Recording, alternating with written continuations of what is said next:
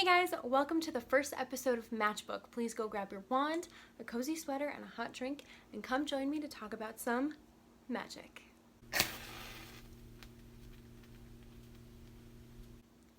So I lied. We're not going to use our wands today because neither of these books use wands for their magic. So wands away, please.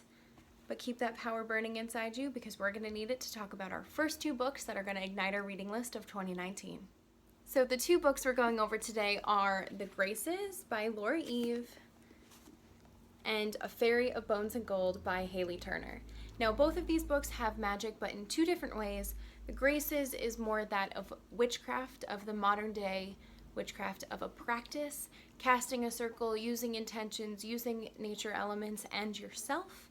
While A Fairy of Bones and Gold uses magic that we're maybe more used to, that's more tangible, that's inside you, from actually being a witch or a wizard, or in this case, a mage.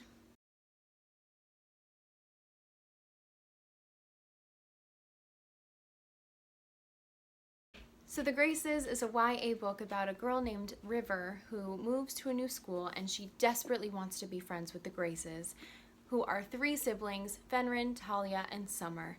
And River has a huge crush on Fenrin, everybody does, and she somehow manages to befriend Summer. And Summer teaches her all about witchcraft. Summer's the only one to really admit to believing in witchcraft and practicing it. But there's all of these rumors about the siblings because of an incident that happened at a birthday party years ago. So while Summer is really diving into witchcraft, she learns about this curse that's on the Graces, or supposedly is on the Graces, where if they date anybody normal, not magical, something bad is going to happen. And some of the siblings believe in it, some of them don't, but there are some examples of past boyfriends, girlfriends, where the evidence is a little iffy. And so River, because of her crush, wants to break the curse. She convinces the siblings to all work together with her to break the curse, and things happen. This was a book that I took a chance on in the bookstore. Normally, if I just pick up a book on a whim, I end up not liking it, but I really enjoyed this book. It has a really good sense of suspense, and it touches on some really relatable topics, like identity. So River very much is the kind of person who switches her identity to sort of become who she wants to be and to fit in with other people, which I think is really relatable because which of us didn't do that in middle school or high school? We all did it.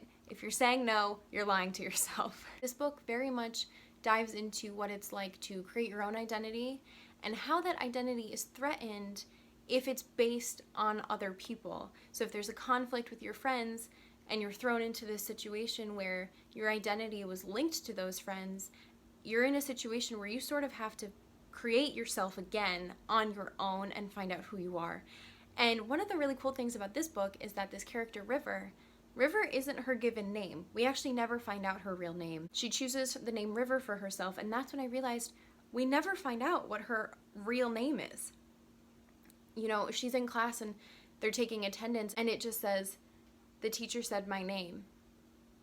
And we never find out what it is, and I don't think we'll ever know. All we need to know is that she identifies as River, and that's who she is from that point on in the rest of this book.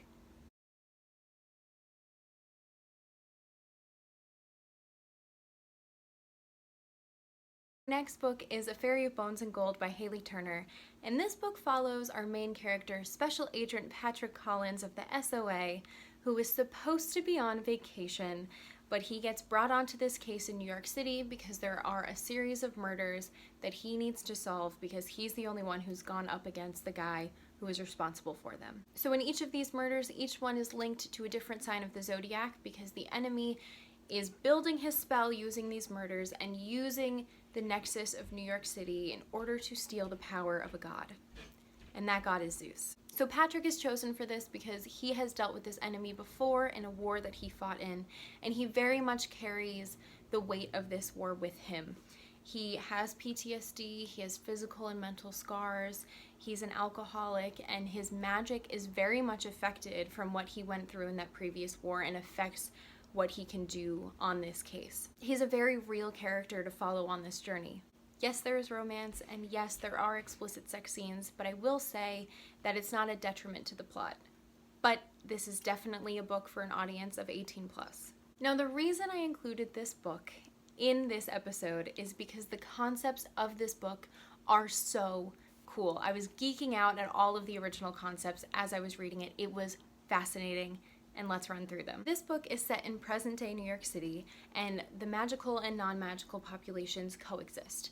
The differentiation in the population, at least from the point of view of this book, I don't think she touches on it culturally or anything, how they interact, but jobs-wise, there's a differentiation. So the FBI handles human crimes, human terrorism.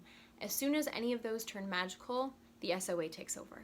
So the SOA is basically the FBI, but they have jurisdiction over any magical crimes, magical terrorism. Each department of the government that you would find, there's a separate magical one to handle the same things, just anything that has to do with magic. And they're all staffed by magical people. And the magical people in this world have different strengths and weaknesses in their magic depending on what their skills are, which I thought was really realistic. So Patrick, for example, is really good at offensive magic, and one of his agent friends is really good at defensive magic. And there is a scene where they're with her and not Patrick, and she talks about how she cannot do what Patrick does. She can defend them from the spells that are coming at them, but she cannot physically throw something back because she does defense. Also, werewolves. Werewolves in this are so freaking cool. I cannot even tell you. So werewolves are either born or they're infected, and they're infected with the werevirus. And this is something that was made by a mage as the first case of biological warfare. What? What? So the way you get the werevirus is either through unprotected sex with a werewolf or by blood. And our character Jono, we find out that he was turned into a werewolf because of a bad blood transfusion in a hospital. I mean, that's horrible, but that is such a cool and original take on werewolves, and I'm so excited by it. Also, gods exist. All of them. Every single one. The only difference between them is how powerful they are is linked to how many people believe in them. So we see a lot of Greek gods who have specific covens of people that pray to them, specifically to give them power. Norse gods are also mentioned. One thing that wasn't mentioned that I kind of wish was the Christian God. Because if in this world Christianity is as prevalent as it is in our society today, I can't even imagine how powerful he must be and what kind of power dynamic that could bring in between the other gods in this world also. I just think it would be really interesting to touch on, but I'm not sure there would be anything plot-wise to drive her to mention that, but I just think it would be a really cool detail to touch on. And hell exists too, and it's kind of cool. Well, it's evil, but the creatures she talks about in hell are cool. Let me explain. So each of these murders has been done by a creature of hell. And Patrick talks about this hellish taint that he can feel when he walks into these crime scenes. And this taint is left behind by creatures, and it's all over the body and all over the room where these incidents have happened. And everybody who comes into contact with that area then gets that hellish taint onto their soul. And the way she describes it, I just imagine that it's just this oozing dark energy that's just infecting anything it comes into contact with. These teams of people that are documenting evidence, looking at the body, each time there's a murder, have to get their souls cleansed at the end of their shift, which Patrick talks about not being a very pleasant experience to go through at all. And I feel really bad for them. But I think the detail of it staying with them and having to cleanse their soul is a very interesting and original concept. This book was fascinating. If you like CSI, SVU, NCIS, any crime show like that, and you like magic, please pick up this book. You will not be disappointed, I promise. Thank you guys so much for joining me for the debut episode of Matchbook.